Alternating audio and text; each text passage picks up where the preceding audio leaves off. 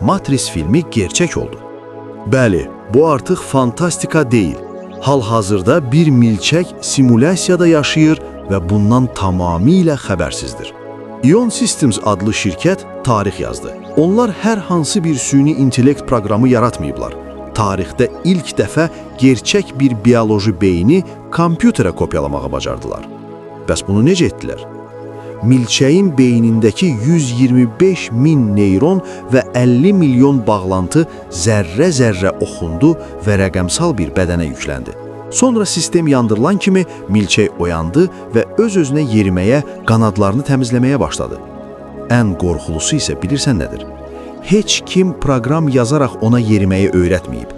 Milçək sadəcə real dünyada, gerçək bədəndə olduğunu düşünür. Virtual reallıqda yaşadığının fərqində belə deyil. Şirkətin növbəti hədəfi siçan, daha sonra isə insan beynidir. Bu isə o deməkdir ki, əgər bir beyni belə asanlıqla aldatmaq mümkündürsə, deməli,